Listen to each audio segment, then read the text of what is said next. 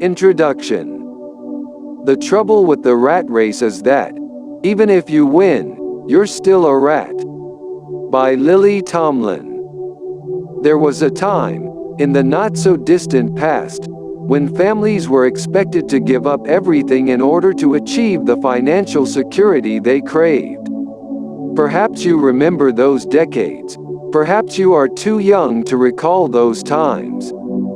Those were the days when climbing the corporate ladder was a revered activity, and wives and children gazed fondly at pictures of the breadwinner in order to remember whether poor, exhausted dad had blue eyes or brown. Large companies moved employees from one city to another, like pawns on a chessboard, and, if you had any hope of climbing the ladder toward upper management positions, you packed up the wife and kids and moved on from Chicago, to Boston, to New York, to Tokyo. In the intervening years, the divorce rate climbed. Fathers lost touch with their families and died of heart attacks and strokes at an alarming rate. When these men retired, they felt useless and unproductive.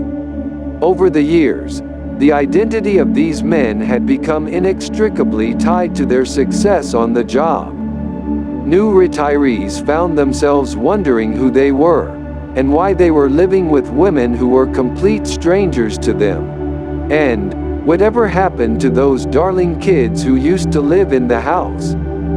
Then women entered the workforce in earnest and joined the rat race. Lest you think that this rat race has come to an end, look to the evidence of stress-related death and illness, an increase in the average number of hours worked by employees in the US and around the world, skyrocketing numbers of divorces and children in single-parent families. And, let us not forget those of us who are responsible for the care of aging parents. We live in a world of conveniences that were designed to give us more leisure time. But, it would seem that all the informational overload, whirring computers and media blitz has given us more time for work. It is not unusual for men and women to work 60 or 70 hours per week on average. Some of us work 80 or 90 hours without batting an eyelash, and we fool ourselves into thinking we have a life. If you are one of the enlightened few, you have already come to the conclusion that giving up a social and family life is too great a price to pay for career success. Maybe you have stress-related health problems. Perhaps you are not eating right, and you are probably fighting with your spouse, boyfriend or best buddy because you spend too little time with the people you care about most. You probably can't find the time to return phone calls or send a birthday card to your Aunt Betty. It doesn't matter if you are a lineman for a utility company, a pizza delivery girl, a corporate executive or an aspiring dancer. In today's chaotic world, it is a safe bet that you don't have enough time for work, family and friends. And, since your boss holds a tight rein on your paycheck, it is likely that your family and friends are the ones that suffer. You are not alone. The be-all and end-all of life should not be to get rich, but to enrich the world. By B.C. Forbes. Did you know that the Society for Human Resource Management has reported that 76% of American workers are considering looking for another job, and further that they estimate there will be 22 million new jobs created over the next 10 years, but only 17 million new workers available to fill these jobs? While every generation of workers has a different set of work expectations, the desire for work-life balance has become one of the foremost goals of every generation in the workforce today. Baby boomers are reducing work hours, and many 30-somethings are starting their own businesses in order to have more control over their lives and schedules. A recent study done by the Families and Work Institute illustrates that young workers just starting out in the workforce are choosing to turn down promotional opportunities to achieve greater work-life balance. Why do you suppose these apple-cheeked, Enthusiastic job entrants might take this approach. In a study done with young employees by Families and Workplace, work-life balance was among the top for both genders. Most of these young adults were raised in families where both parents worked, and they experienced the sacrifice and demands placed upon their parents firsthand. Not surprisingly, of all the generations in the workforce today, these young adults are the most likely to consider job flexibility and schedules when they look for a job, and it is key to employee retention for companies that employ these young workforce. The point of all of this background information is to let you know that you are not alone in your desire to find balance. All generations in all types of jobs are today looking for balance, less stress, and more time with family and friends. Like you, these people are willing to give it their all when they are at work, and they expect to work hard, but in exchange, they want a life. In essence, you are not alone. If you think that work and family life balance is a small problem, you may be interested to know that, in addition to the few companies that have recognized the issue and taken the lead in establishing life balance programs, there are numerous organizations, foundations, universities, and groups doing research on this topic. Organizations as diverse as religious groups, government agencies, human resource companies, and behavioral scientists now study these issues, and not just because it is the right thing to do. There are real economic advantages to companies that recognize the need for life balance and create a working environment to help their employees live their lives more fully. Companies spend a lot of money training and keeping employees, and happy employees will stay longer, live longer, and contribute to the company longer. But we are just scratching the surface in understanding the true human toll that an unbalanced life takes. Many have studied the evolving societal issues and their roots in overwork and lost community connections. If you want more balance in your life but you wonder whether it is all that important, let's talk about the reasons you need this balance. We are coming to understand health not as the absence of disease, but rather as the process by which individuals maintain their sense of coherence. For example, sense that life is comprehensible, manageable, and meaningful, an ability to function in the face of changes in themselves and their relationships with their environment. By Aaron Antonovsky. Health. Living an unbalanced life where work dominates can significantly affect your health. Long or stressful work hours can cause problems with your heart, your blood pressure, and your sleep cycles. Studies show a significant increase in heart attack and stroke since the advent of 70-hour workweeks. Long hours at work and lots of work-related travel also encourages poor diet and leaves little time for exercise.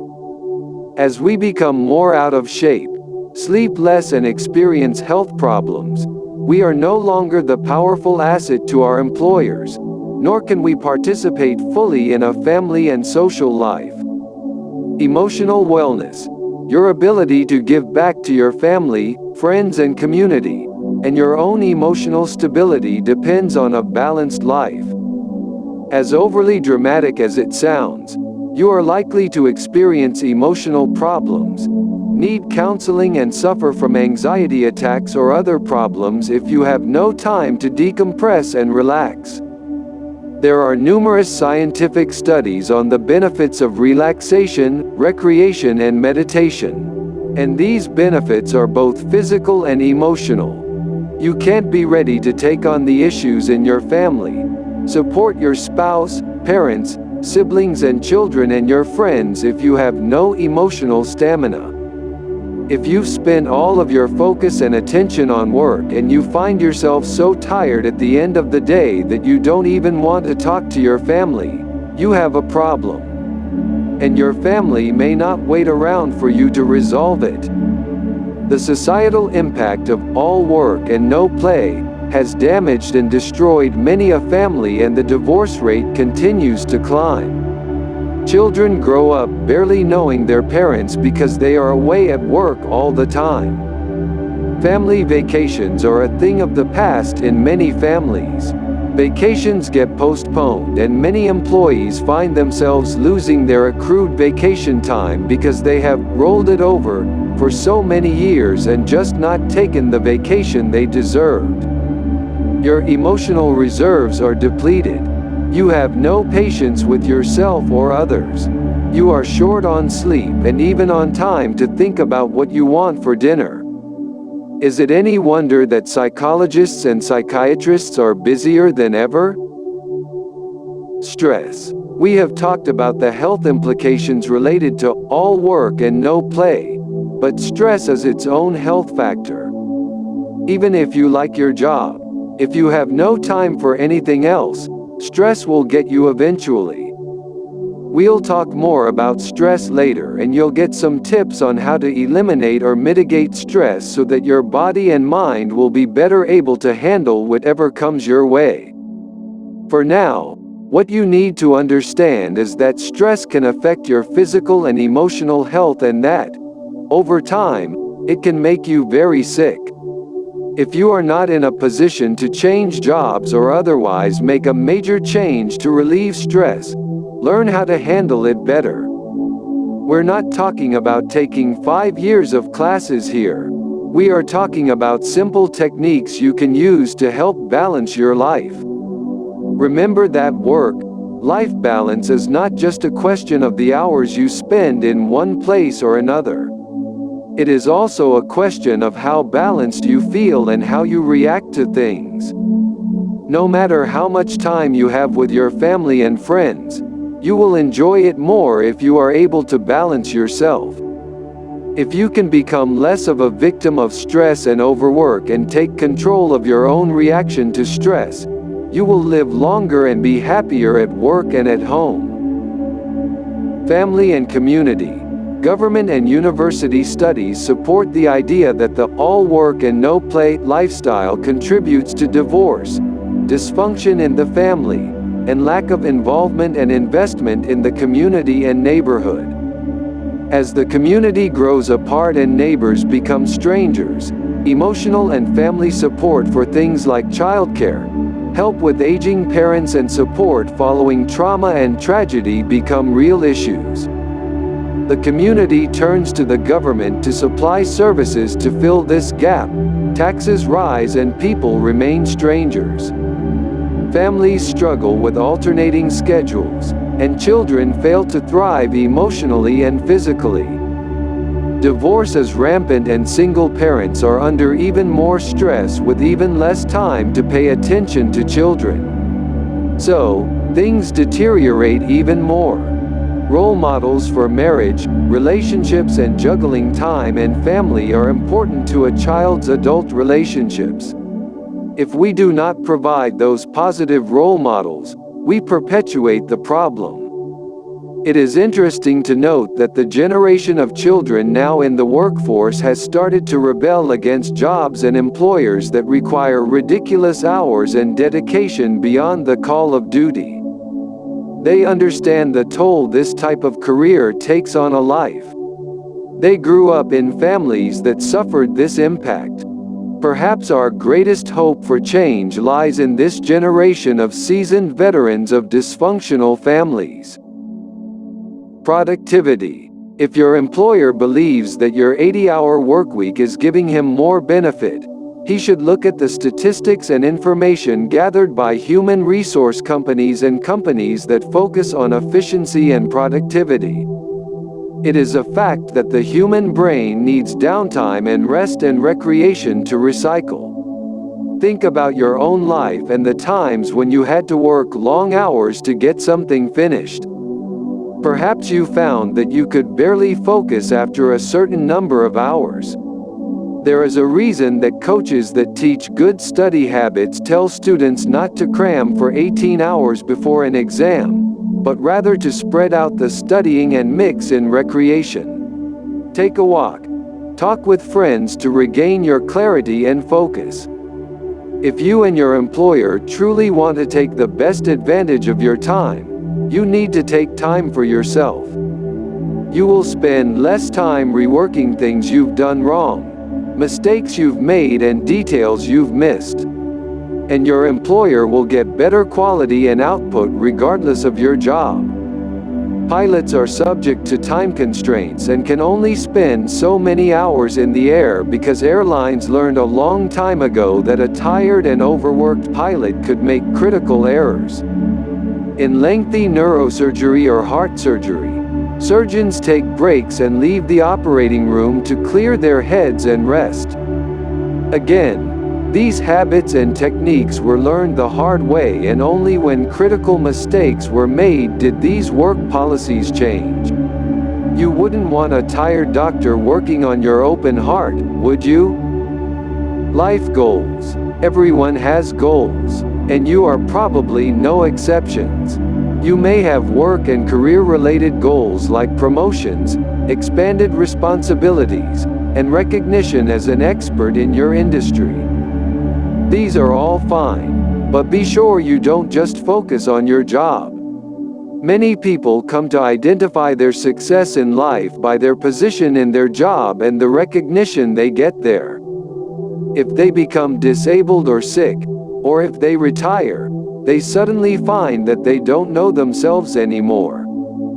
They have no identity at work, so they don't know who they are. They may have lost family and friends or have become strangers to these people, unaware of the important events that happened at home while they were at work. So, they have to get to know themselves and their loved ones all over again. For some, this is an impossible task. Be sure you set personal goals, family goals and general goals in your life for growth and happiness.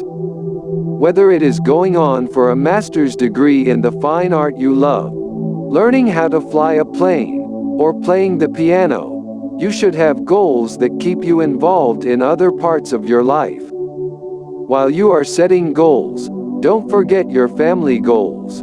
Perhaps you have always wanted to take your wife to Hawaii. Set the goal and a timetable and do it. Remember that life goals can include giving back to the community and to others. It is interesting to note that, since so many people cannot achieve their personal goals because of career obligations, we now find it difficult to get baseball coaches to volunteer their time, or to get people to volunteer in hospitals and work for the community as a volunteer ambulance driver or firefighter. It's time to take action. This strange disease of modern life, with its sick hurry, its divided aims. By Matthew Arnold. Now that we've discussed the reasons work-life balance is important, and you know that others feel as you do, what do you do about the problem? You may hate what has happened to your life, but you probably don't know how to change the landscape. You will be happy to know that you can change your life. Whether you make this decision for health reasons, relationship reasons, or simply out of the need to get control over your own life, you have more than enough justification and motivation to make the move. However, you need to make a firm commitment to this change. Be realistic about how fast and how far you can go with this plan. But, let's be clear about something. What we are talking about here is not quitting your job and hoping that someone will donate money to the cause.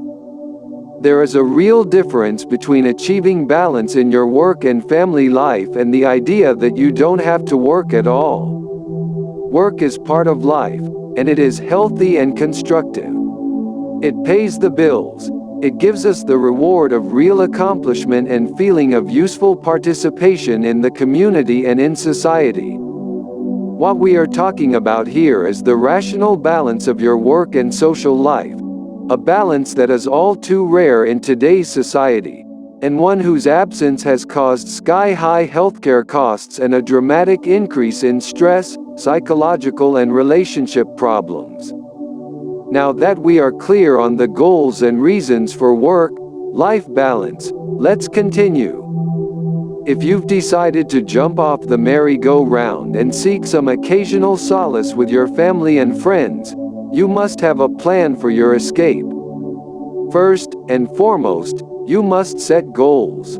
Involve your boss, co-workers, friends and family in the process and keep the lines of communication open, and you'll end up where you want to be. Sounds easy, doesn't it? Depending on your age and how long you have run the rat race, you may find it harder than you thought it would be, but with perseverance and the right support network, you can succeed. Are you ready? Good. Then, without further ado, let's proceed. The career versus the job. Work expands so as to fill the time available for its completion. By C. Northcote Parkinson. Before you decide to tell your boss that you simply must have more time off to spend with the family, you'll need to consider a few things. First, most large companies now support balanced life plans. In other words, they recognize the need for their employees to take vacations, take time off to go to the doctor with a sick child, and get home for dinner at a reasonable hour. But, in some companies, that commitment is lip service only. In other words, what the human resource policies say is one thing. The reality is quite something else. In smaller companies, all bets are off. Some companies are so small that they are not subject to government regulations regarding hours, but it is important for you to understand that in today's world, no company in the US can abuse an employee by working them 24 hours a day. Remember, there are labor laws to protect you. The first thing you need to do is to understand your rights. If you live in a country other than the US, you will have to look at the labor laws there to determine what you can expect when you go to talk to your boss. Remember, the better prepared you are, the better chance you will have at getting what you need. If your boss does not know the law, you'll need to be prepared to educate her. Before you begin to execute your plan to balance your life, you'll want to think carefully about your job and your career goals. You'll find some thought-provoking considerations below. Think carefully about each of these things, and add your own considerations to the list, if you have some that are specific to your own job. If you really want balance and change in your life, you have to plan for it and then carefully execute the plan with dedication and persistence. Here are some things to consider. Are you a member of a union? If so, there are rules regarding your work hours and these must be enforced. You can talk to a union steward to get help with this. Do you have a contract that requires you to work certain hours? If you do, you may have to change jobs to get the balance you want in your life. If you are in a position that is critical to the company, in other words, no one else can do what you do, then you may out of luck when it comes to getting reduced hours. Are you making a ridiculous amount of money in your job? If you are, your hours are probably not negotiable. The company you work for certainly expects you to earn the money they pay you, and the generous compensation is meant to reward you for the hours and stress. Again, you may have to change jobs and, at the same time, change your salary expectation. Does everyone in your company and/or department work crazy hours? There are some jobs, like technical support in a company with critical data stored on servers or networks, where you will not have the option to negotiate your departure time on certain days. Perhaps, on other days when things are quiet and slow, you can ask your boss to let you leave early and/or get compensatory time to reward you for the crazy hours you are expected to work during an emergency. Don't despair if you are a trauma nurse, or you work in the operating room or in other jobs where you have to work really tough shifts. Many hospitals, fire departments and other such companies are now using a 4-day on, 3-day off schedule or other schedules that let these critical workers spend more time with their families. These flexible schedules also allow employees to schedule daytime appointments, and to decompress from the sometimes stressful experiences and events that occur while they are on the job. If your employer does not participate in these schedules, perhaps you want to take your skills elsewhere. Seasonal jobs may give you the opportunity to negotiate hours, as well. Put your nose to the grindstone during Christmas hours in a retail store, or summer hours in a surf shop, and ask for extra time off to reward your dedication during the off-season. Look carefully at your position and determine if you have a job or a career. If you are in it for the long haul and hope to continue the climb to upper management, you can expect to work much longer hours and endure a lot more stress. Can you take another job in a lower stress environment, perhaps a company that prides itself on being family-friendly, and still get into management? If you want to stay in the company you are in, and continue to climb, and if your company is not dedicated to a balanced life for their employees, you may find it very difficult, if not impossible, to balance your life. If you are in a position to do so, and your company does not recognize the need for and value of a balanced work and family approach, consider going to your human resource department or to your manager and starting a grassroots movement to look at this issue.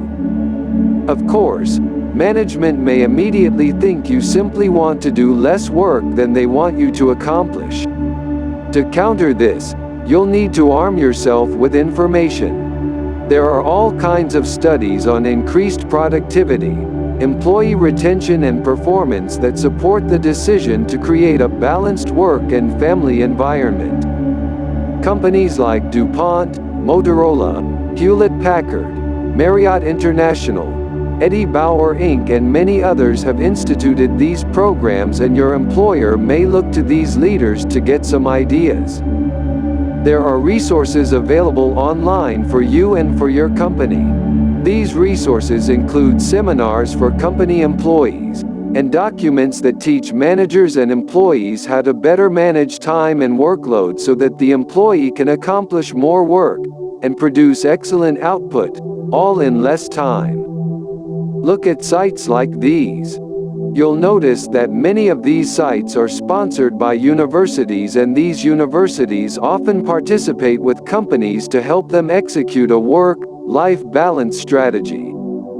In exchange, the university gains valuable insight and knowledge that they use to advance their studies.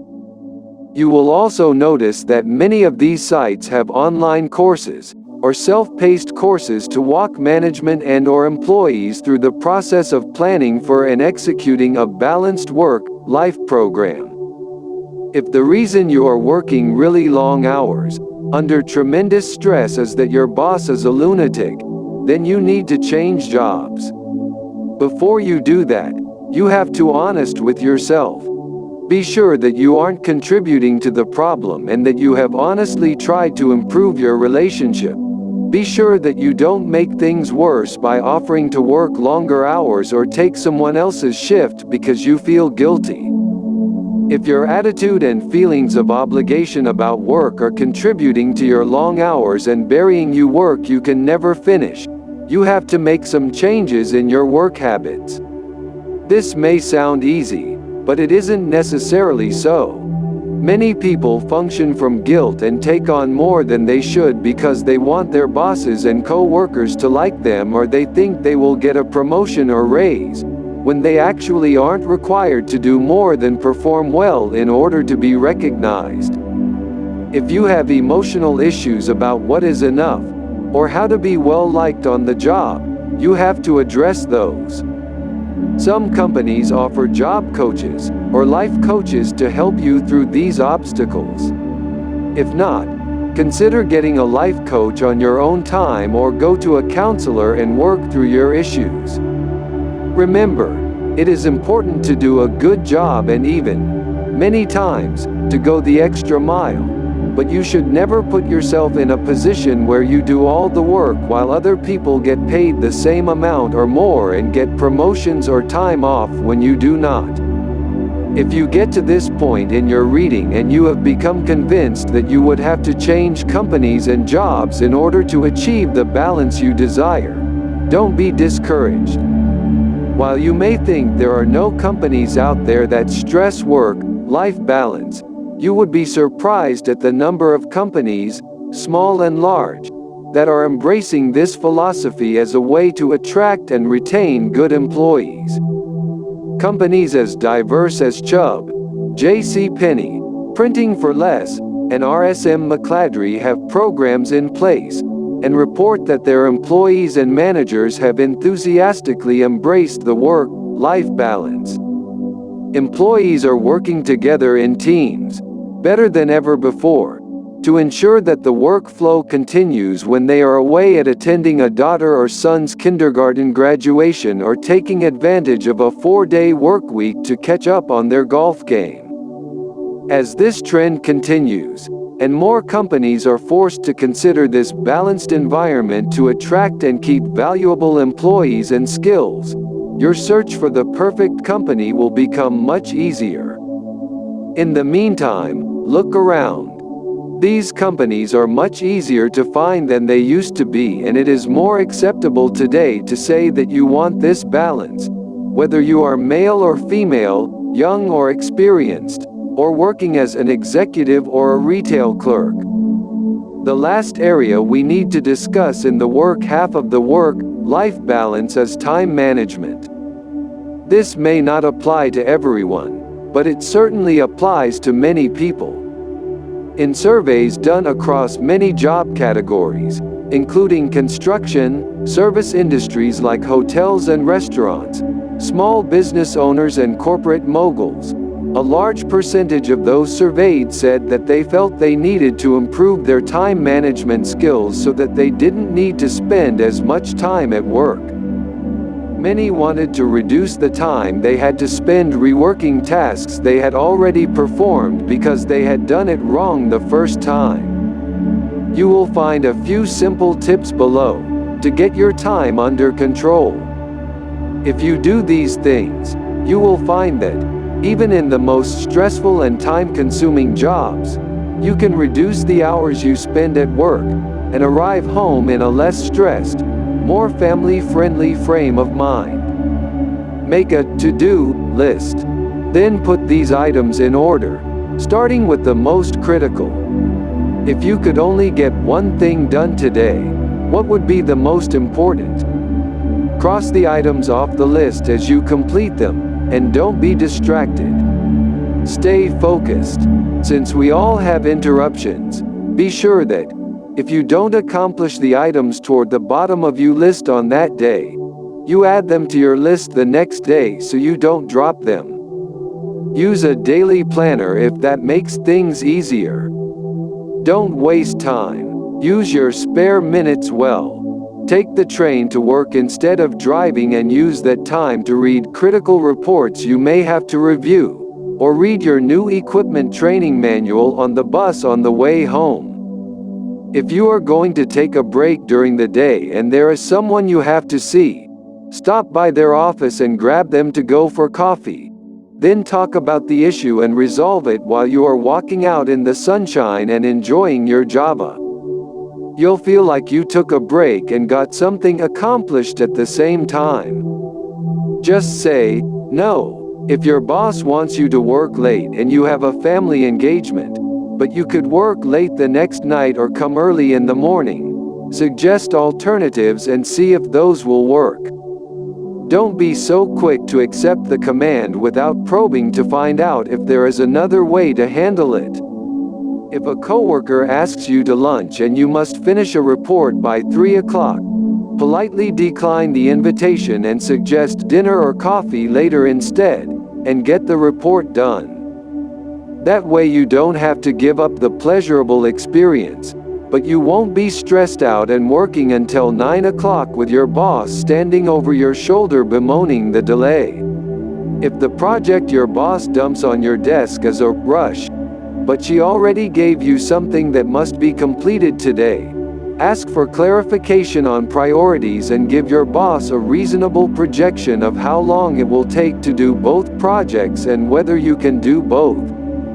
Don't just take the project on and then not finish the other task she gave you, or you will both be unhappy. Speak up. Know your brain. Do you know what the circadian clock is? It's that little clock in your brain that controls when you feel the most wide awake and when you want to go to sleep. If you are a morning person, attack the most difficult problems in the morning when your brain is the sharpest. That way you won't have to rework the problem the next day when you discover that the afternoon you made the wrong decision about the budget. Get enough sleep. Your brain can operate on a short nap for a day, but if you are not sleeping enough, you will not think well or process information and you'll make mistakes and end up staying late to fix them. Advertise your schedule. If you hate getting phone calls first thing in the morning, before you get your day organized and have your first cup of coffee, then let your calls go to voicemail until you feel ready to take the calls.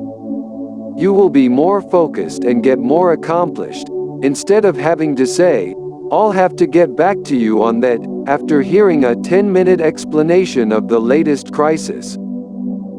Be your own master. Sit down with a pencil and paper or a calendar and figure out how much free time you have. Schedule and plan your activities at work and get your personal and family obligations on the calendar. Treat these personal obligations with the same respect you would treat a business meeting. Don't cancel personal appointments unless it is a real work emergency and, in the case where you must cancel, reschedule immediately and apologize to your friend or family member. Explain what is happening so they don't think they are unimportant to you. And be sure to keep the appointment you make with them the next time. Don't procrastinate or agonize. Don't spend time during a family dinner worrying about the presentation tomorrow. Put your mind back where it belongs. Worrying never helped anyone accomplish a goal. If you are prepared for the presentation, just do it. If you aren't prepared, it is doubtful that you will be prepared by the morning. So don't worry about it.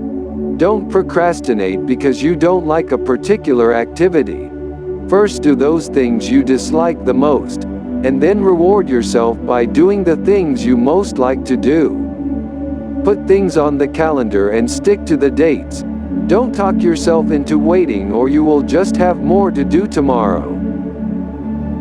Train and delegate. Don't tell yourself you don't have the time to show someone else how to do that job that you really don't have to do.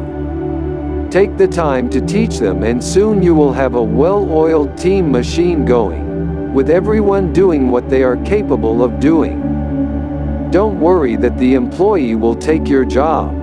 If you create a functioning team with everyone performing well, your reputation as a manager, mentor and coach will give you a shot at that promotion you want. And, when you don't have to do all the work yourself, you will find a lot more time to get those other tasks done and still get out of the office, shop or store on time and get home for mom's birthday dinner. The other benefit to this time management technique is that, when you go on vacation or take that long-awaited 3-day weekend to go skiing, you will not have to call the office every hour to be sure there isn't some problem you have to solve. Your family will greatly appreciate having your attention on a dedicated basis for a few days of much-needed bonding. And don't overlook job-sharing programs and cross-training as concepts that will nicely cover responsibilities and ensure that the company keeps running when you are not there. Get organized. It is impossible to manage your schedule if you can't find things or if you have to recreate work or reinvent something because you lost it. Take that action list to heart and, starting today, put a task at the top of the list to organize files, or to rearrange the store or inventory so it is easier to stock or to find things. Once you have things organized, don't let them get out of control again. The only way to justify the work involved in that reorganization is if you know you will never have to go through it again. Keep a realistic perspective. Setting unrealistic goals is a mistake. Whether it is the completion date of a software project, or the time you think you can deliver that report to your manager, if you underestimate the time required to get the work done, you will end up working late and you'll look bad to your boss. Be realistic about when you plan to complete tasks and do your homework to be sure that you can accomplish the task in this time frame. Consider other ways to get the job done if you think these considerations will help you meet the deadline faster, but don't promise what you can't deliver. It is good to set goals that challenge you, but if you can never reach the goal, you will not do yourself any favors. We'll talk about your goals and what you really want in a little while, but for right now, you need to think realistically about your dedication to a balanced life. It will come with some sacrifices in certain areas, but it will reap many benefits in your life, health, relationships and happiness, to name a few. Is balancing your work and your family life important enough for you to make some tough choices? If it isn't, you may not get the balance you want. Decide now. Start today. Keeping the home fire burning. Work is the meat of life, pleasure the dessert. By Bertie Charles Forbes. We've talked about the work environment and some of the considerations there. Now, it's time to open the Pandora's box and talk about your family situation. Unless you are starting your career fresh, with no history, you probably have a lot of fence mending to do. Your family and friends may be very discouraged and disappointed that you haven't found a way to balance your life and spend more time with them. If this is the case, you need to talk to your family and your friends and tell them what you have in mind. Tell them that you are going to dedicate yourself to achieving balance in your life and ask them for their opinion. Remember that you don't have to take every suggestion anyone gives you, and make clear that you will do what you feel is best in the end, but you want his or her thoughts on the topic. Listen carefully and be honest with yourself and with your friends and family about what you can expect to achieve. Don't promise what you can't deliver.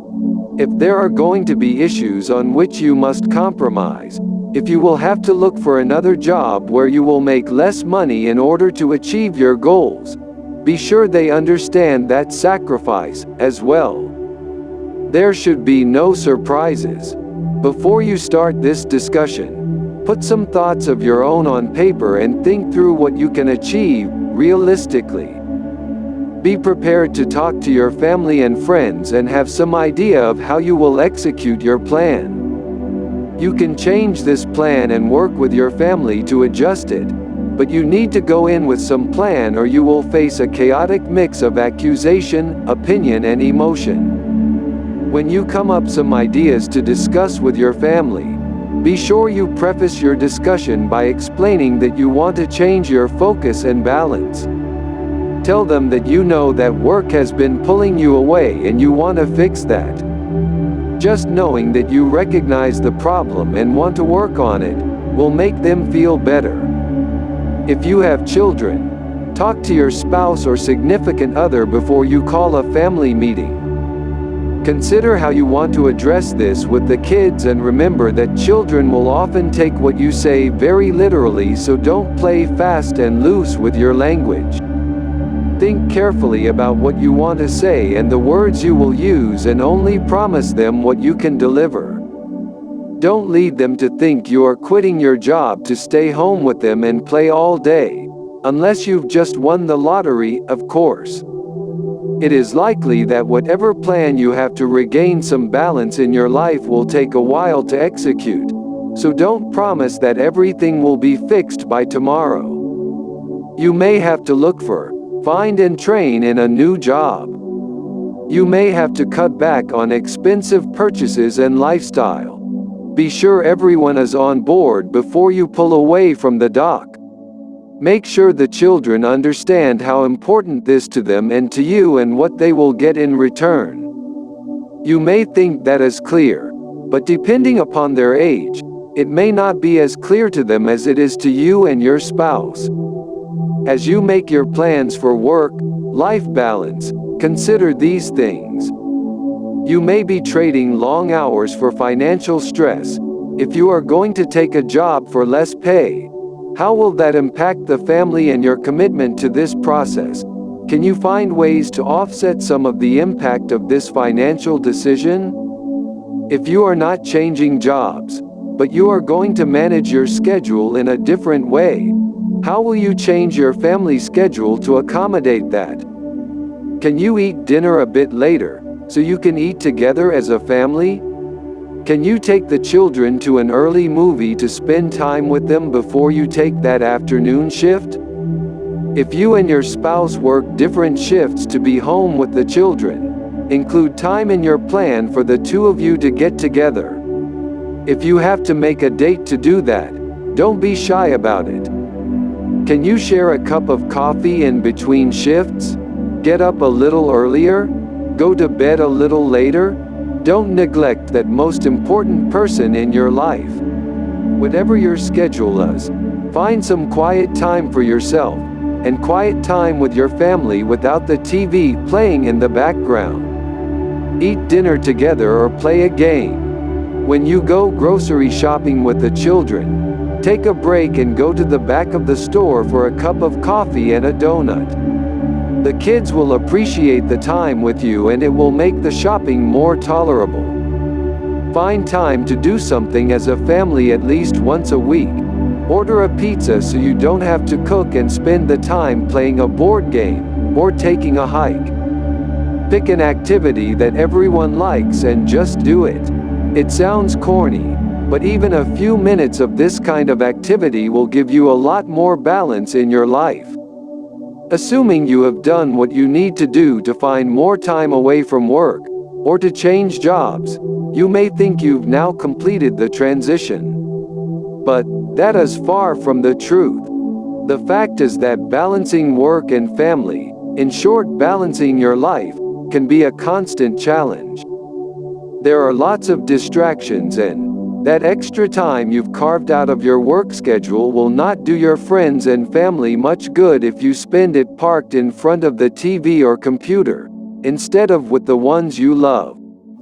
To complete your plan, you'll need to develop two traits: self-discipline and awareness. Most of us suffer from the absence of both of these traits, but if you focus on them and on breaking bad habits that distract you and take you away from what you really want to do, you will be much happier. First, let's talk about self-discipline. The absence of this trait is what gets you off track. It is what pulls you to the computer casino game instead of out to the backyard to play a game of catch with your son. It is what makes you put off those chores and tasks, whether they are home or work-related, that then spring full-grown at 8 p.m. to remind you that you must complete them before morning. And you spend another evening in the den or office crunching numbers for bills, or finishing that project you put off, instead of tucking your daughter into bed or visiting with your husband over a glass of wine. When you catch yourself listening to the news anchor while your wife tries, in vain, to tell you about her day, reach for the remote and turn off the TV. Self-discipline and breaking old habits go hand in hand. If you've gotten used to becoming a vegetable when you get home from work, it won't matter how much extra time you get with your family. You will simply fritter it away. Awareness is also important. Become aware of what you are doing, what you are saying, and every time you catch yourself taking things for granted, remember that the little time you have with your family and friends is important and pay attention. Listen to what your friend, spouse, or child is saying to you. Listen to your father when he calls you on the phone and wants to tell you about the fish he caught. And look for the opportunities to grab a special moment during the chaos of your week. Don't just slide through life. Make it happen. There are two other things you may want to consider in your quest for balance at home. These two things will give you more balance and engender better relationships. And once you've laid the groundwork, they will pretty much manage themselves. The first consideration is rules. Perhaps you are thinking that you hate rules. Most people do, but they are a necessary evil in life. Think about it. Laws are nothing more than societal rules that keep the wheels greased and running and prevent chaos. Rules in your work, life balance will give you and your family structure, and if and when the rules are bent or broken, the exceptions must be carefully explained. Your family and you must know that you mean business, and only when there are extenuating circumstances are the rules bent or broken. But rules are never ignored. Rules apply to when and how the family will get together, and to things like whether your child can stay out late on a school night or whether they are expected to attend a family birthday party.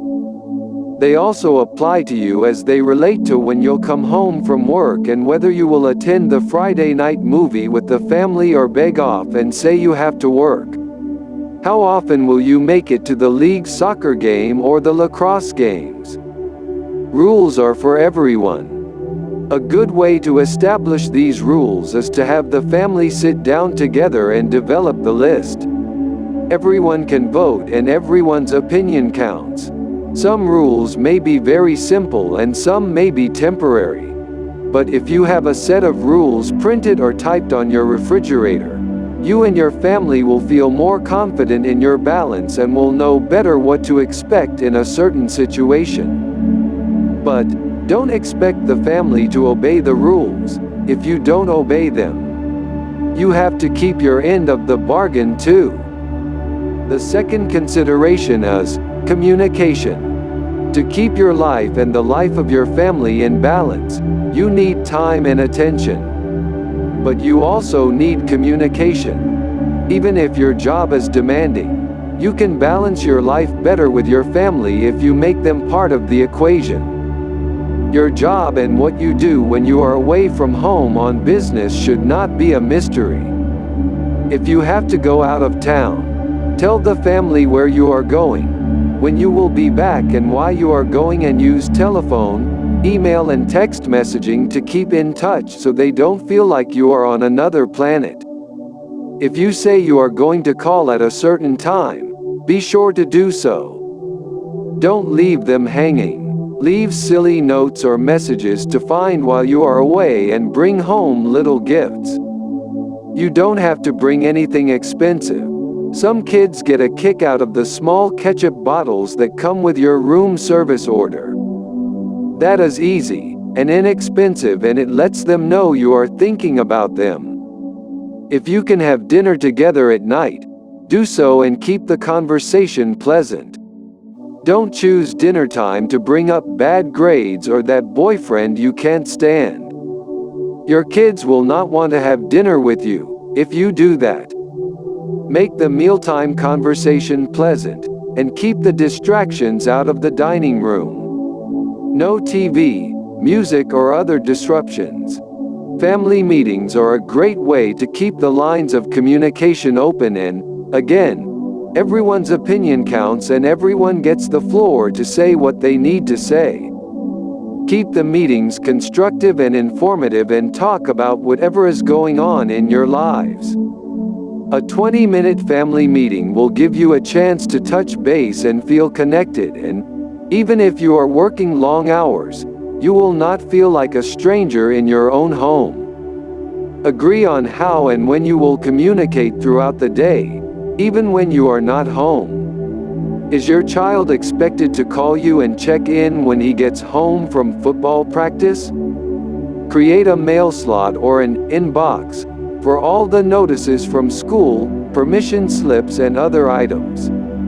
A mailbox for each person in the family is even better, if you have the room. Then, you can leave little notes for each other to keep in touch, or just to say hello, or, I love you. How is your social life? Life is painting a picture, not doing a sum, by Oliver Wendell Holmes. While we are on the subject of your personal life, let's not forget your friends.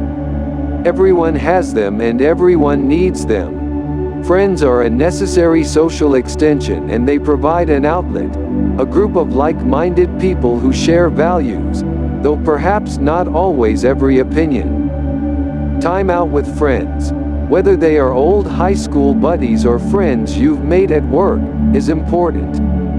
A movie, a cup of coffee, an occasional dinner, perhaps even sharing an activity you both like, such as bowling, golf, baseball, slot machines, a book club, or going to the movies, the theater or the ballet.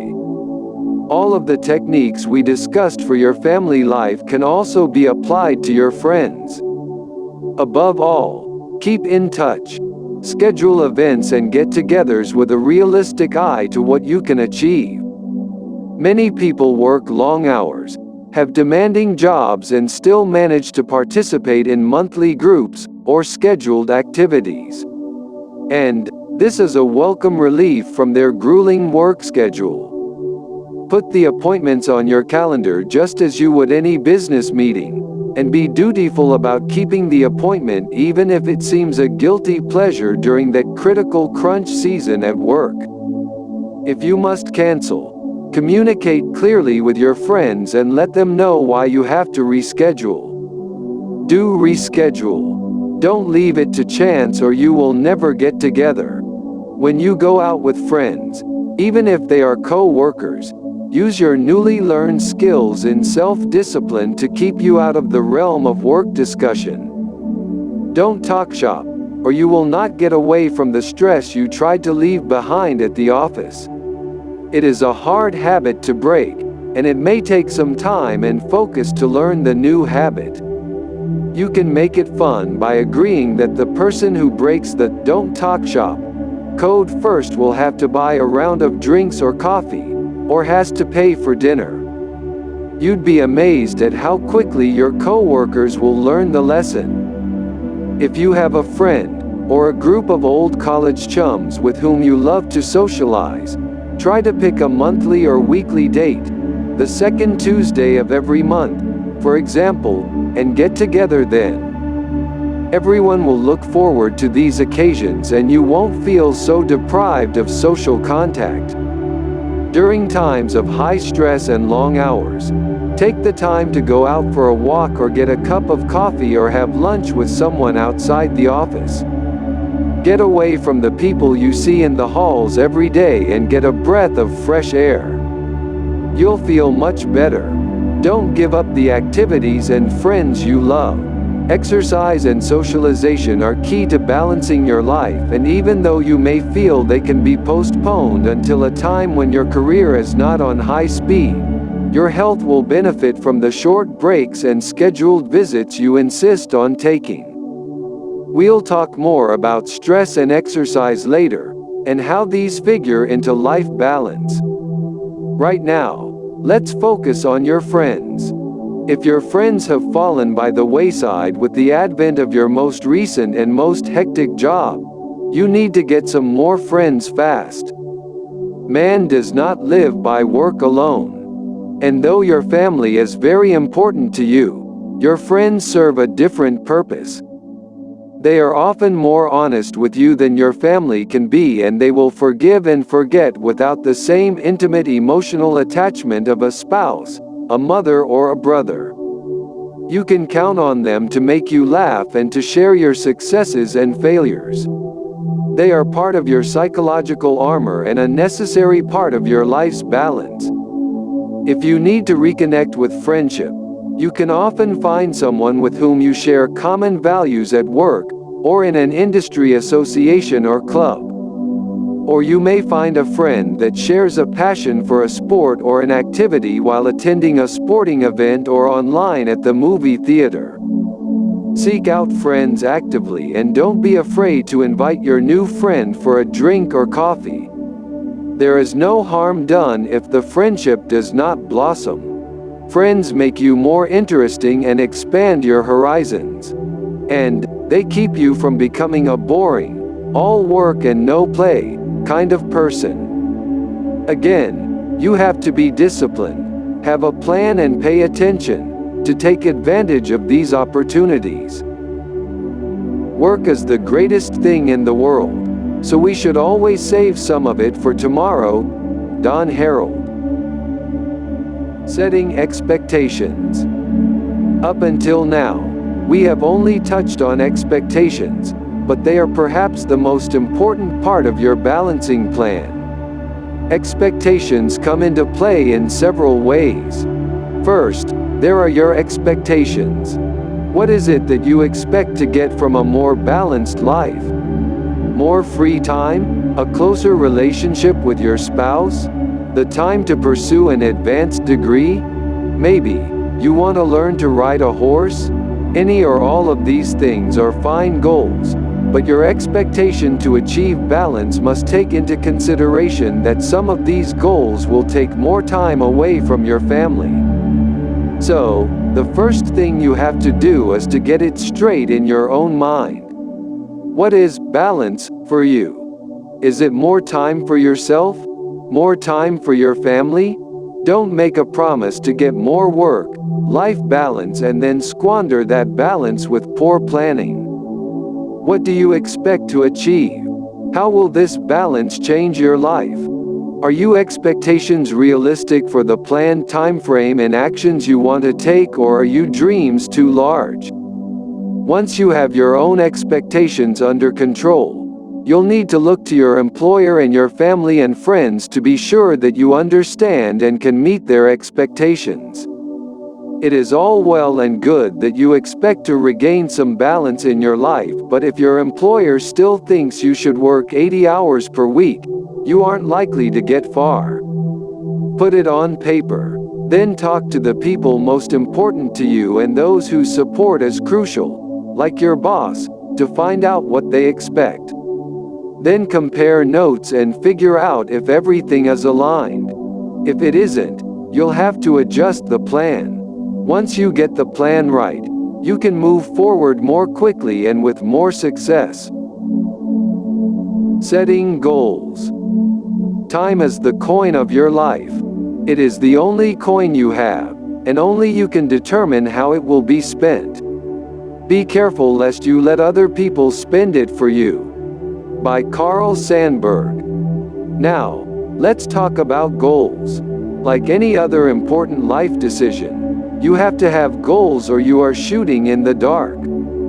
To set goals for your work-life balance, you have to take your expectations and translate them into the what of what you want to achieve and the when. Be as specific as possible. For example, if you are going to look for a new, less demanding job, your goals might include the industry you want to work in, the type of job you want to get and how much money you want to make, as well as when you want to get the job. Here are some examples to get you started. My goal is to get a job with one of the top 10 banks in the US, as a bank manager, by May of 2026. Reduce the number of hours I work by 10 hours per week in time for John's Little League season. Visit my mother every Sunday for at least 3 hours. Train 2 to 3 people on my staff to take over the bookkeeping process by January of next year. Schedule and keep a weekly date with Mary for dinner and a movie. Simple, right? Remember, the best way to set goals is to word them simply but specifically. That way you can measure your success without trying to guess whether you succeeded. The next task at hand is to figure out how to achieve your goals. Remember that your expectations and goals must be realistic or you will never get to where you want to be. Now it is time to figure out just how realistic your expectations and goals are, because you have to establish a plan to achieve those goals. Let's take the first example and see what we can do with that one. My goal is to get a job with one of the top 10 banks in the US, as a bank manager, by May of 2026. To establish a workable plan for this goal, you would need to consider the following questions. What are the top 10 banks in the US? How do you find out what jobs are available at each bank? Are you qualified for the bank manager jobs in these banks? Will these job openings require you to move your family to another location? Are there job placement agencies you can use to find these jobs and arrange for interviews? Do you have an up-to-date resume? Do you have the appropriate wardrobe for this job? Do you have good references? Do your family and/or spouse support this decision? Is it realistic to expect that you can research, find and get this job by May 2026? You can probably think of more questions you'll have to answer. But this list will give you some idea of the considerations involved in just one goal. For every goal you set, you will have to think about how reasonable the goal is, how achievable it is, and exactly how you plan to accomplish it in the time frame you have set for yourself.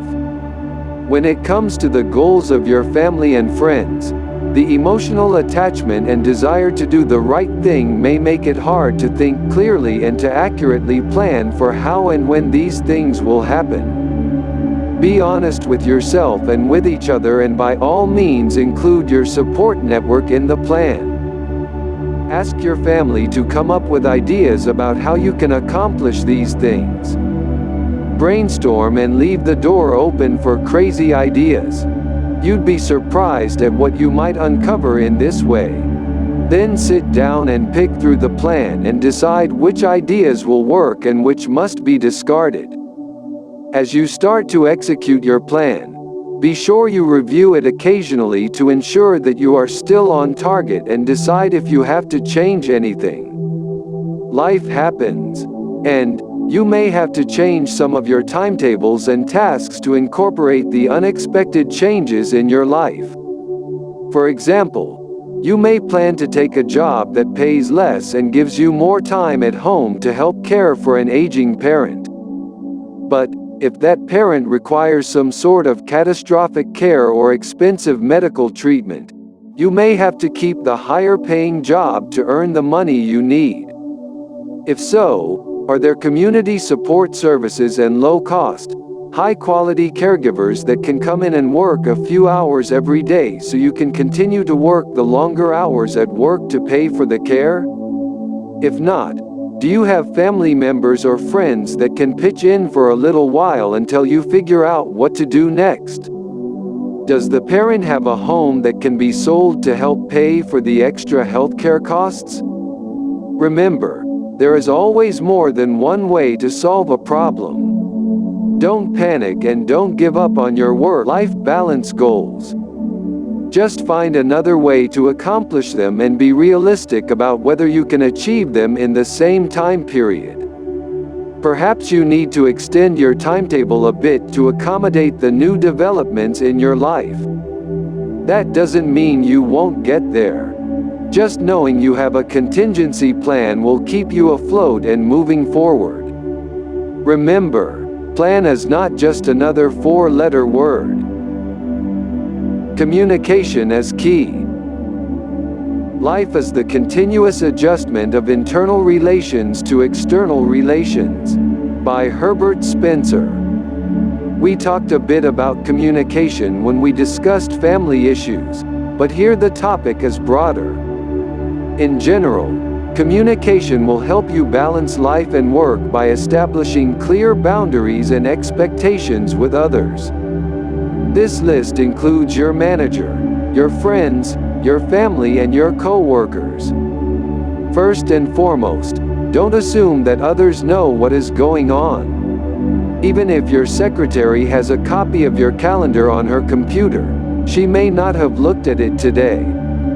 Spend a few minutes with your assistants, staff or others in the morning to be sure everyone is on the same page. Make sure everyone knows your schedule for the day, when you will in the office and available and when you might be away at meetings.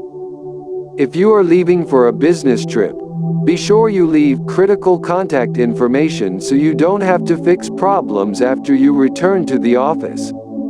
If you are an employee and you are expected to perform a certain task, ask questions to be sure you know what has to be done, if there are preferred methods to accomplish the task and when these tasks need to be completed. Don't leave things to chance.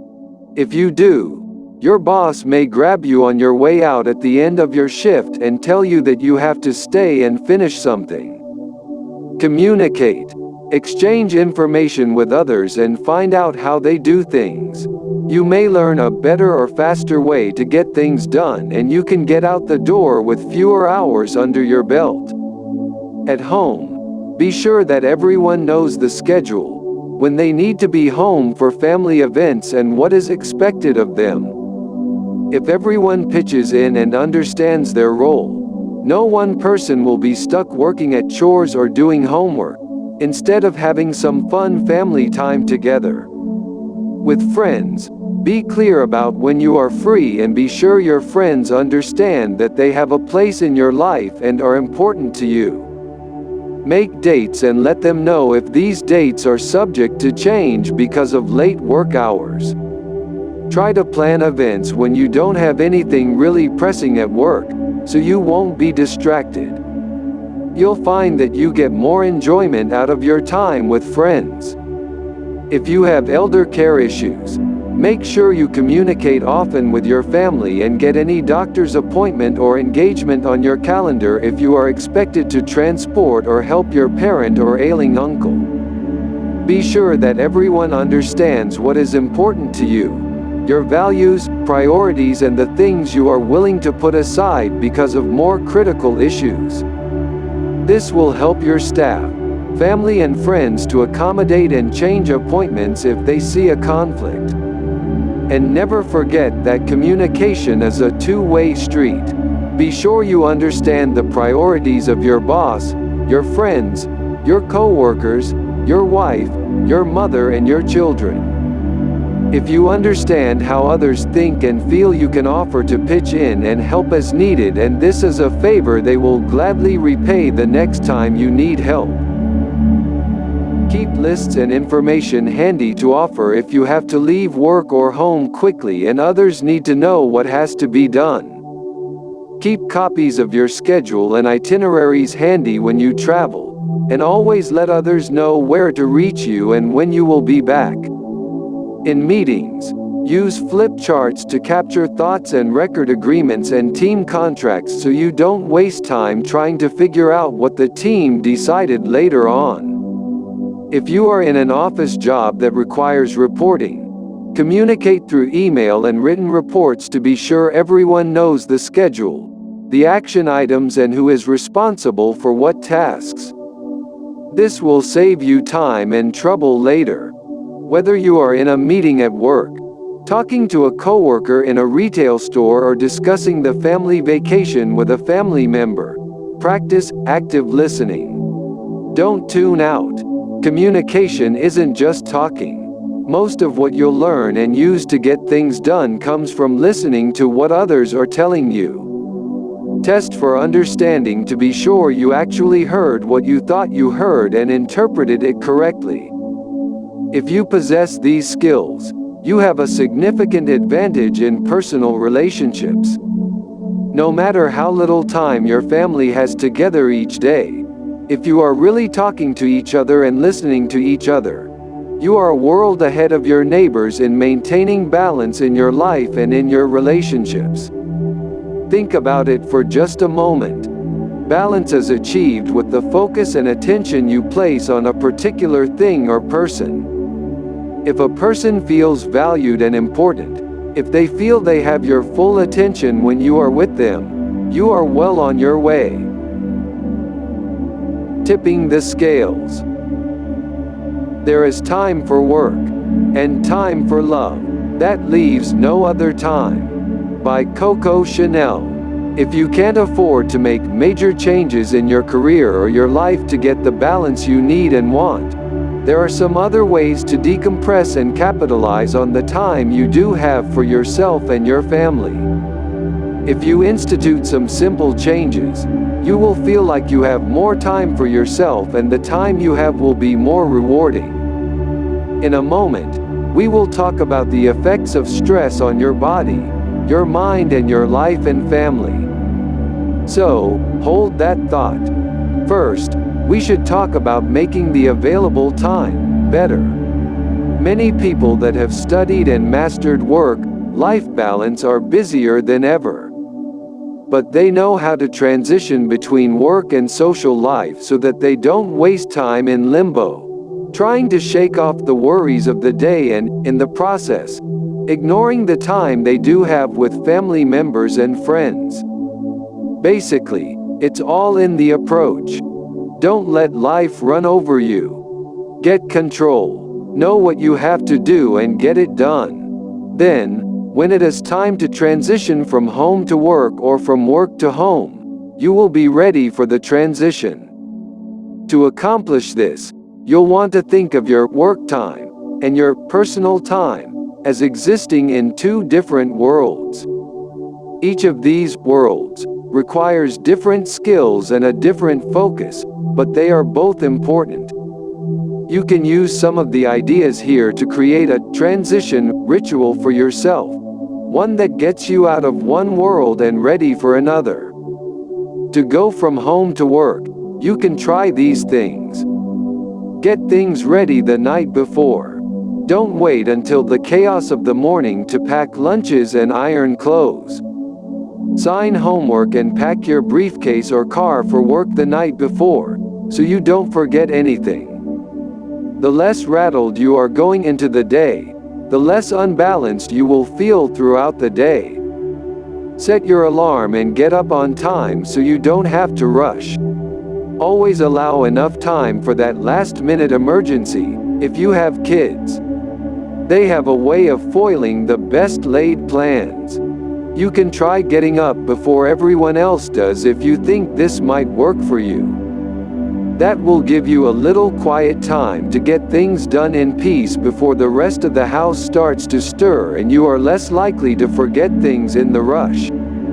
Some people use this extra quiet time to have a cup of coffee and write out their list for the day. Whatever works for you is fine. Be sure you don't run short on time to get to work. If you have young children, you have to be creative here. A goodbye routine is a good idea. One that is fun and easy for the kids to get into will make the drop-off at daycare a lot easier and you will be out the door in no time. These routines take a few tries to get right, so be patient with yourself and your children. Perhaps you can make a game of the tasks to be performed on the way out the door by using the familiar Simon Says. Simon Says get your lunch out of the refrigerator. Others use an imagination game to make the morning go smoothly. When you get to the drop-off point, ask your child to tell you what they will do today and make it fun and outrageous. What are you going to do today, while I am at work? I'm going to climb the castle wall and rescue the beautiful princess. But first I have to kill the dragon that guards her. As soon as they understand the game, your kids will take it from there. Focus on what fun things they might do that day, things they will learn and how anxious you will be to hear about what they did when you see them in the evening. And avoid the wrenching goodbyes and feelings of loss. Have a plan for what you will do if your child is sick or if you wake up to a foot of snow and you can't miss work. Use your trip to work, by train, car or bus, to read a book you enjoy. Make a list of action items for the day. Have a cup of your favorite coffee or listen to your favorite music. You'll need that sense of zen and organization to get ready for the day, and you'll greet the problems of the day with calm and focused approach. The harder you work, the harder it is to surrender. By Vince Lombardi. At the end of the day, don't forget to transition back to your social world. Switch out of the work mindset and use your time in the car, train or bus to reprogram yourself. Consciously leave behind the work worries. Make a short list of items to remember for the next day if you need to do so, and then let it go. Listen to your music or read your book and focus on your family and friends. Think about what you will do when you get home and about the things you will share with your family and what they might want to tell you. Some people close the office door and meditate for a few minutes before they leave, or they use the very act of closing the door to close the door on the day, as they say. Whatever works for you is fine. One woman completes the transition by fixing her makeup, changing her shoes and spraying a fresh scent of perfume in the bathroom on the way out of the office. Now, she's ready for the evening. An advertising executive changes his clothes to casual clothing and puts on a clown nose for the drive home to get him in a silly mood. He gets a lot of stares by passing drivers, but he loves it. You may have noticed that firefighters and police officers never leave the station house in their uniform at the end of their shift. There are many reasons for that transition, but the psychological transition of taking off the work clothes and putting on the street clothes is, nonetheless, a psychological transition that works for nurses, doctors, and firefighters alike.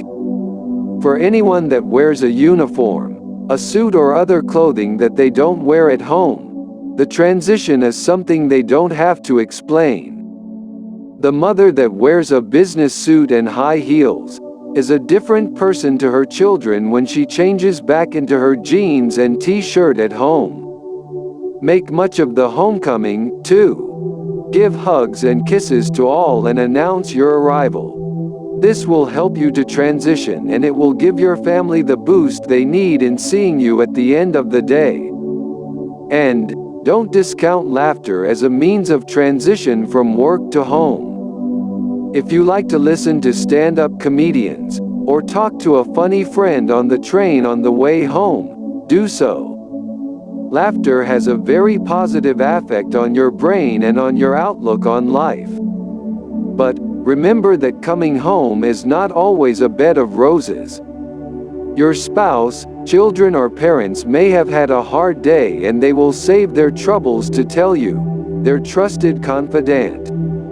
After a long and hard day at work, the last thing you may feel like doing is to listen to troubles. It helps to take a breather. Go change. Take a shower and relax for a few moments before you tackle the discussion about bills and health problems. You can anticipate these discussions by calling home before you leave work to check in. Take the pulse of how things are going at home and find out who is having a bad day. If you have to pick up your kids on the way home, and you are trapped in the car with a bundle of upset nervous energy, let them blow off steam and tell you their trials of the day for a few minutes. Then turn on some music they like, settle in and agree that when you get home, everyone will take a deep breath and relax. Reinforce that home is a soothing place, a place they can go to be with those that care about them and to get away from the problems of the day. If you have a really tough day, tell your family that and ask for a few minutes to compose yourself before you join in the fray. Be sure that they know that they have done nothing wrong and that you are just taking the time for yourself because of the day you had at work. As you practice some of these techniques, you are bound to come up with your own ideas and rituals, and you should try them and make liberal use of those that work for you, in order to help yourself with this transition. Dealing with stress. Perhaps the most pervasive and difficult problem to solve in life balancing is that of stress. Whether you are at work or at home, there is likely some stress in your life, and that stress can interfere with your enjoyment of your career and your social life.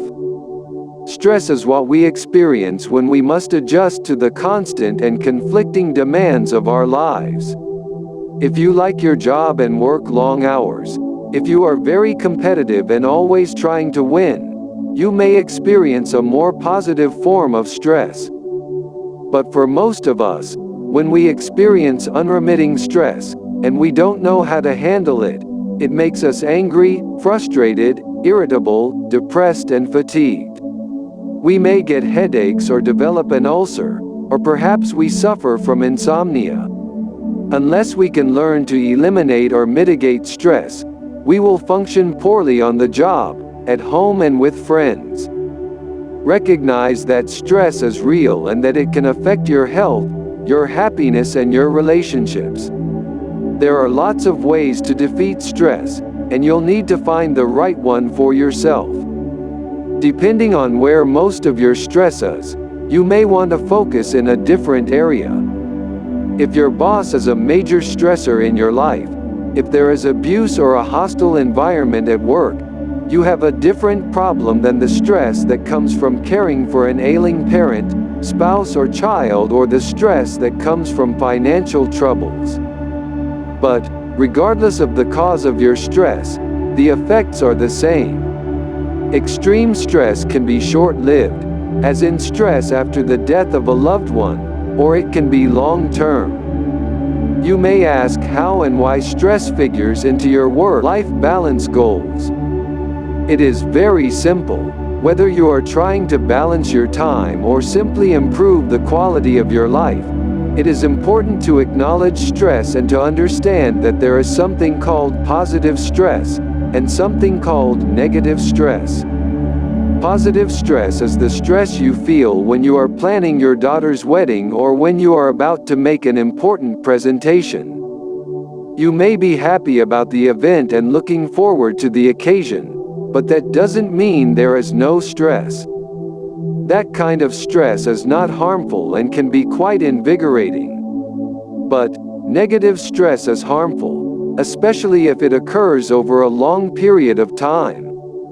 Consider on-the-job stress, or stress in a relationship because of poor communication or the absence of focused time spent with a loved one.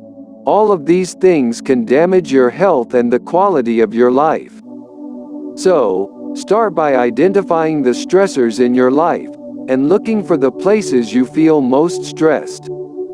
Then address the source of the stress, if you can. Because, the best way to approach stress is head-on. Later, we'll talk about how you can relieve and mitigate stress if you are in a situation where you cannot eliminate it altogether.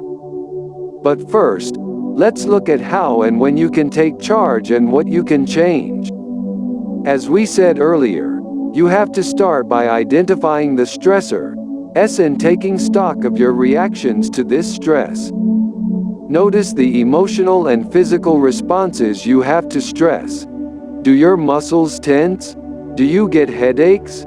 Do you get nauseous or have stomach pain? Do you get nervous and irritable? Don't pretend it isn't an issue. Be objective about your reactions. Next, figure out what you can change and how you can relieve or eliminate the stress. Can you take those tasks or situations that cause you the most stress and schedule or spread them out so that you can tackle them when you are prepared and rested, rather than taking them on in a whirlwind with other things going on at the same time? Can you shorten the time you are exposed to the stress? If your boss is a great stressor in your life, don't schedule a 1-hour meeting with her if you can avoid it. Instead, try stopping by her office to talk briefly, or if you must schedule time, schedule it during times of the day when you are less likely to feel harried. And keep the meeting short and to the point. Stay on track and don't get off on tangents that may make the situation more stressful. If you have times of day or situations where you are under a lot of stress, try to take a break. Walk outside for a few minutes or go to get coffee. Break the pattern and then come back refreshed to finish the task. If you focus on making changes to avoid the stress, For example, extending timetables to make a project more feasible, or setting more realistic goals, you will hit the problem at its root cause instead of trying to run and catch up all the time. Try to analyze and alter your reaction to stress. Much of the damage done by stress is not done by the event itself, but instead by your body's reaction to the event. Your body and mind perceive danger and react accordingly, and everything becomes exaggerated.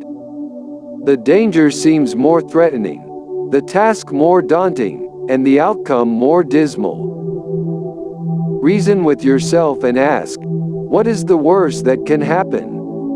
Are you overreacting to the stressor and making your fear and emotional response worse? Is everything as critical and time-sensitive as you think, or are you just overly sensitive to pleasing everyone, all at the same time? Don't obsess over the negative factors and predict failure. Stick to the positive end, even if there are issues. Focus on the things that worked well and note them. Then revisit the places that didn't work so well, with a more objective eye toward improving the process, and try not to place or take blame. Just be sure to learn from your experience, and the next time it will go better. And remember, everyone makes mistakes. Whatever you do, don't go into a project or situation by predicting doom. You will never succeed that way, and in the process, you will endure the stress of trying to consider every what if and failure in the book. Learn how to mitigate stress by diffusing it when it happens. When your heart starts to race and your palms get sweaty, take a 2-minute time out and try some deep, slow breathing. It will reduce your heart rate and bring your mind back into focus. Consciously relax the muscles in your shoulders and neck, the muscles around your jaw and in your scalp. Unclench your hands and close your eyes, just for a moment. You'll be glad you took the break, and so will your body. Take care of yourself. Exercise 3 or 4 times a week. Cardiovascular workouts like aerobics, rapid walking or running are great to relieve stress and strengthen your heart and lungs. Don't eat fast food. Try to eat a well-balanced diet and avoid stress responses like smoking and drinking. Take frequent breaks. Remember, you can still think through problems and get things accomplished while you take a quick walk or go for a glass of water. You don't have to be at your desk to get things done. Maintain supportive friendships and relationships, and don't let them die on the vine. It is this replenishment that will keep you going. Set your own goals and don't let others force you into situations you don't like. You will always have some stress and frustration, but if you know yourself and if you build your reserves to meet these challenges, you will lead a much more balanced life, and work stressors will not creep over into your personal life. What if you've done all the right things and you still suffered the effects of stress? What if that stress is not something you can easily change? Remember, we said that you could always change your reaction to the stress. But sometimes, just knowing you have to calm down doesn't help much. We mentioned exercise as a way to mitigate stress, but there are a lot of other structured approaches to mental and physical relaxation, from meditation and yoga to biofeedback, and all of these are beneficial. Pick the one that works for you. Here are a few ideas to get you started. Deep breathing. Learning to breathe deep into your abdomen and to slow your body down sounds easy, but it takes a bit of practice. However, you can do it anywhere. On a bus, train or plane, and once you've learned it you will wonder how you ever got along without it. Because the increased oxygenation of your blood brings more clarity to your brain, you will double the benefit by being able to solve problems better, as well. Biofeedback is a method of relaxation that helps you to control your responses to and change how your body and mind react. Your brain learns how to adjust as you use monitoring equipment to track your heart rate, muscle tension, blood pressure, and skin temperature. Guided imagery uses affirmations and relaxing images to calm and focus your mind and body, and control your breathing so you are more relaxed. It is easy to learn, and the more you practice, the better and faster your brain will respond to the cues, putting you into a state of relaxation more quickly every time. Meditation has become one of the most popular techniques to achieve relaxation. It is not tied to any religious belief, and can be learned alone through self-study or in groups. Meditation changes your brain waves, and alters the response to stress in your mind, your emotions, and your body. You can start and end your day with a brief meditation, and eventually, you may find it so helpful that you will employ this technique wherever you are, and whenever you feel stress. Focused muscle relaxation teaches the student to tighten and relax groups of muscles in turn until the entire body is in a state of relaxation. It is easy to learn and can be mastered quickly and effectively with good results. Yoga is an ancient form of exercise that is based on the connection between the muscles and organs in the body, breathing techniques, and the combined effects on the mind. The goal of yogic practice is to restore balance to the body and your emotions through postures, stretching, and breathing exercises. Other forms of exercise, like cardiovascular workouts, running and walking, will increase the release of certain good chemicals in your brain, thereby relieving stress, frustration, and anger, and helping you to sleep. If you suffer from stress-related insomnia, you should consider trying one or more of the solutions we've outlined here. It will help you get the sleep you need to function well, and to keep you healthy and balanced. Keeping it fresh and flexible. As with any plan, your plan for work-life balance must be kept fresh and flexible. Be sure you allow for contingencies and guard against backsliding. Old habits die hard, and you may find yourself in need of a refresher to stay on track. Look at your plan often and keep talking about it with your friends and family and co-workers. The more you reinforce it's important to yourself and others, the less chance you will fall back into your old ways. Remember that nothing ever goes just as planned, so be ready for the unexpected and don't let it get you down.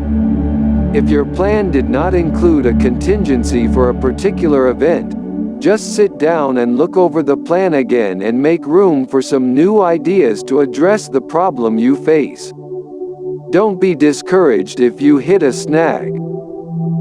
For a long time it had seemed to me that life was about to begin real life, but there was always some obstacle in the way, something to be got through first, some unfinished business, time still to be served, a debt to be paid.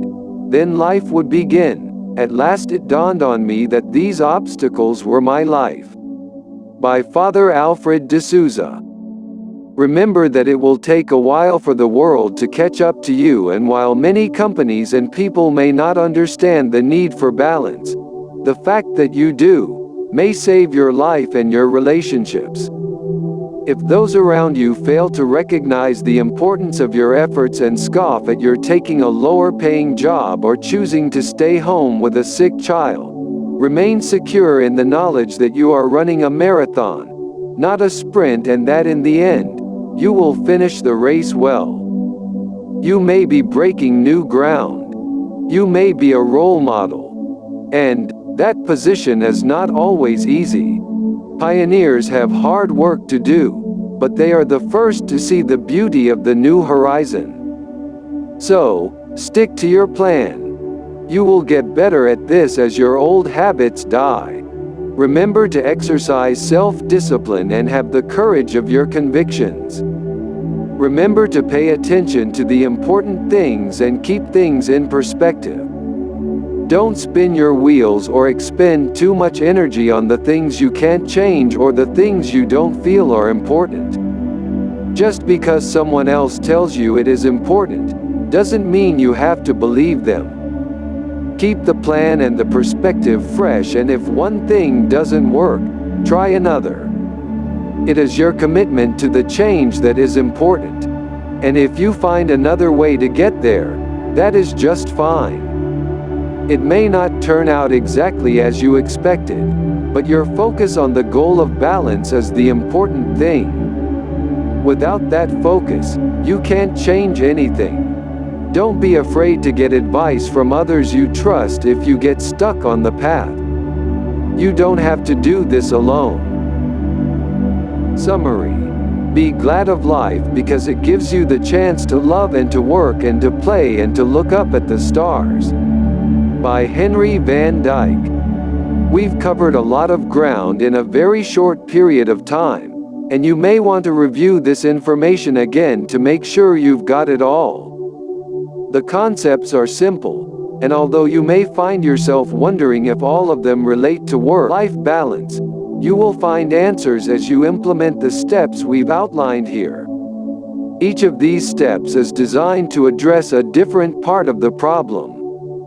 Having enough time and focus to appreciate your life outside of work is one thing. Having the mental, emotional, and physical stamina to do it all is another. Understanding how to keep your life in balance, and what the factors involved in a long-term commitment, is also important. If you can't manage your time, you will never have enough of it, no matter how few hours you work in a week. Taking a step back to look at how you got to where you are and what issues you'll need to resolve to backtrack, that's important too. Think of this as a primer, of sorts. Of course, the particulars are yours to figure out and your specific issues are different than the issues your neighbor will face, but there are many common factors. As we said at the beginning of this discussion, you'll need a plan. So, let's review some of the key components. You can adjust and tweak your plan along the way, as you need to make changes, but getting the plan in place is the first and most critical step. Sit down with a pencil and paper and gather your thoughts and expectations. Talk to your family, your boss, your co-workers and your friends and get their thoughts. Then set your goals. Make the plan and move forward. Adjust the plan along the way if you need to do so, and be realistic about what you can accomplish and how long it will take. Keep the lines of communication open and keep people informed about your goals and your progress and about what is important to you. Learn to manage your time better so you can leverage the free time you have to use it as you wish. Schedule and keep commitments with your family and friends. Find ways to improve your productivity and learn to transition from work to home and back again so that you are truly present in every situation and not spinning your wheels thinking about other things. Don't get distracted. Exercise self-discipline and stay committed. Pay attention and listen to others and do it right the first time so you don't have to do it over again. Learn to handle and diffuse stress and eliminate it from your life wherever you can. Be optimistic and positive. Understand that work-life balance is key to your health and happiness, and it can actually make you more productive at work and give you a better quality of time with your family and friends. And so we come to the end of our journey. Now, it's your turn to get the plan on paper. You can do this. Take control of your life and live it to the fullest. Keep your priorities straight. Remember, you don't live to work, you work to live. I don't want to get to the end of my life and find that I lived just the length of it. I want to have lived the width of it as well. Diane Ackerman.